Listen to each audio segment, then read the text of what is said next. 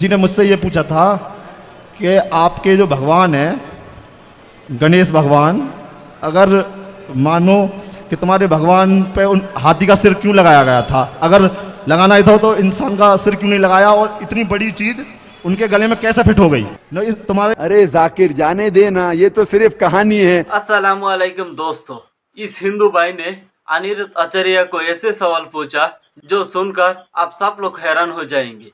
इस भाई ने हिंदू पंडित को पूछा, गणेश जी का सर पे हाथी का सर कैसे फिट हो गया, ये इतने बड़े सर कहाँ से आए और कैसे फिट हो गया, इस बारे में जानना चाहता हूँ। तो इस वीडियो बहुत ही इंटरेस्टिंग होने वाला है, वीडियो एंड तक जरूर देखें। और ये भी जानेंगे डॉक्टर जाकिर नायक सर इस बारे में क्या कहा और अनिरुद्ध आचार्य इस बारे में क्या कहा, दोनों हम जानेंगे।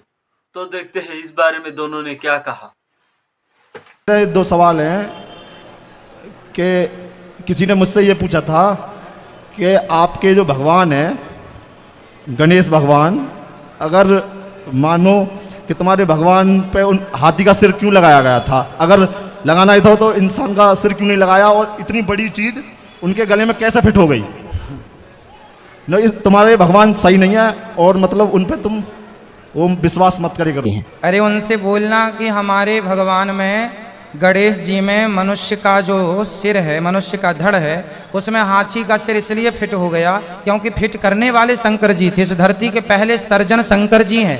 सर्जन मतलब सबसे पहले बड़ा ऑपरेशन करने वाले, है ना, समझ रहे हैं। शंकर जी ने ऑपरेशन कर दिया।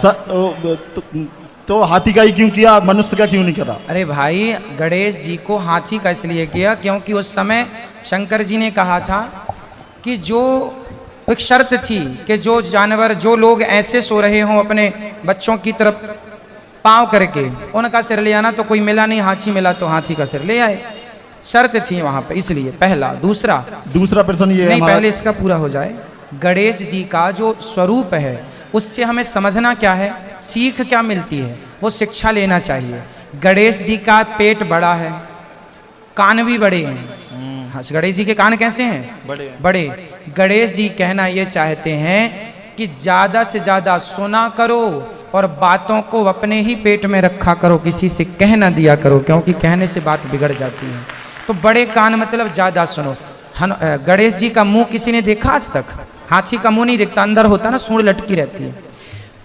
मानो ये है कान बड़े बड़े हैं पर मुंह दिखता ही नहीं है, तो सुनना ज्यादा है, बोलना कम है।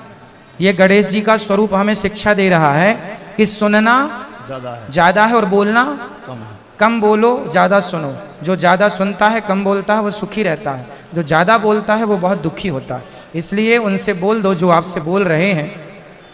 बोले हमारे यहाँ हर देवी देवता का एक साइंटिफिक कारण है। गणेश जी चूहे पर क्यों बैठे हैं?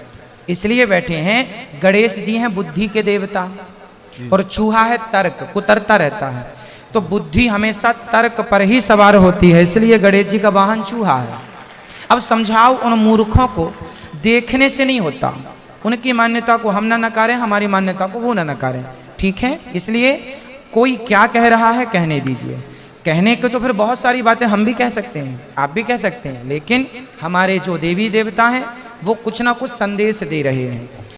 तो वो हिंदू दोस्त मुझसे कहेगा कि ये गणेश जो है वो हमारा भगवान है। असल जवाब अभी वो देखते हैं क्या कह रहे हैं। शिवा भगवान का बेटा है, भगवान शिवा।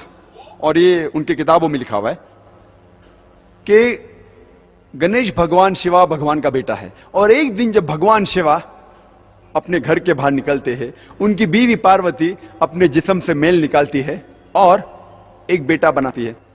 और वो कहती है उस बेटे से कि घर के चौखट पे खड़े रहो, घर के दरवाजे के बाहर खड़े रहो और किसी को भी घर में आने मत देना, मैं आराम फरमा रही हूं। तो उसका बेटा घर के बाहर जाता है और दरवाजे पे खड़े हो जाता है। कुछ देर बाद भगवान शिवा वापस अपने घर पे लौटते हैं और जब घर में दाखिल होने जाते हैं, उस वक्त उनका बेटा उन्हें रोक देता है और कहता है, आप इस घर में नहीं जा सकते, आप दाखिल नहीं हो सकते, क्योंकि मेरी मां आराम फरमा रही है। शिवा तेज में आके अपने बेटे की गर्दन उड़ा देते हैं। तो मैं कहूंगा मेरे हिंदू दोस्त से, आपका भगवान अपने बेटे को नहीं पहचान सका, कल जब मैं मुश्किल में रहूंगा तो मुझे कैसा पहचानेंगे? और ये हिंदू दोस्त आपसे कहेंगे, आपको कहने की जरूरत नहीं। और ये कहानी आगे बढ़ती है कि भगवान अपने बेटे का सर इतना दूर उड़ा डालते कि वापस नहीं लेके आ सकते, तो लोगों से कहते कि पहले जानवर जो नजदीक में आएंगे आपके, उसकी गर्दन उड़ाओ और मेरे पास लेके आओ। तो पहला जानवर जो उनके सामने आता है वो है हाथी। तो हाथी की गर्दन उड़ाते और शिवा के पास लेके आते, और भगवान शिवा अपने बेटे के सिर पे लगाता है, और वजूद में आता है गणपति, एक लड़का जिसके सिर की जगह है हाथी का सिर। मैं कहूंगा अब इसको भगवान मानते? मेरा दोस्त कहेगा अरे जाने देना जाकिर, ये तो कहानी है। अरे लेकिन ये आपका भगवान है क्या? अरे जाकिर जाने देना, ये तो सिर्फ कहानी है। मैं कहूंगा आप मुझे साबित करके दिखाओ कि गणेश भगवान है, और मैं प्रसाद खाऊंगा, क्योंकि कुरान में लिखा हुआ है कि अल्लाह के नाम का खाना मैं खा सकता हूं। बोलेगा जाने देना जाकिर, ये छोड़, कहानी है ये सिर्फ मेरे मजहब में। मैं कहूंगा नहीं, मुझे साबित करके दिखाओ, अभी मैं उसके पीछे भागूंगा। और ये बहुत आसान है, हमें किसी भी गैर मुसलमान के खुदा को गाली नहीं देना चाहिए। अल्लाह ताला फरमाते हैं कुरान मजीद में, सूरह अनाम में, सूरा नंबर 6 आयत नंबर 108 में, आप वो लोगों जिनकी वो पूजा करते हैं, जिन लोगों की वो अल्लाह के अलावा पूजा करते हैं, उनको आप गाली मत दो। जिन लोगों की वो पूजा करते हैं, इबादत करते हैं अल्लाह के अलावा, उन लोगों को आप गाली मत दो, नहीं तो जहालत में वो लोग अल्लाह सुब्हाना व तआला को गाली देंगे। तो हमें गैर मुसलमानों के भगवान को गाली देना हराम है।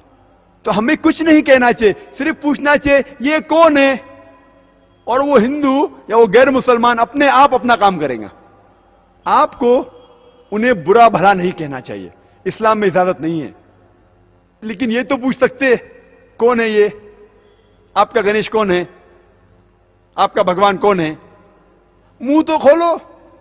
हम मुंह खोलने से डरते हैं। और मैं जिस शहर में से आ रहा हूं, बंबई, आपको शायद पता होगा उसकी फिजा कैसी है, पर अल्हम्दुलिल्लाह सुम्मा अल्हम्दुलिल्लाह, ये गैर मुसलमान मेरी और इज्जत करते हैं। ये गैर मुसलमान जब मैं जाता हूं मेरी और इज्जत करते हैं। जब मैं जाऊंगा एयरपोर्ट के थ्रू, देखिए ओ जाकिर साहब आए, वो इमीडिएटली ग्रीन चैनल के थ्रू जाने देंगे। जब मैं जाता हूं दुकान में डिस्काउंट देते, कुछ लोग फ्री भी देते। अल्लाह की बात करने से किससे डरना, हक की बात करने से क्यों डरना?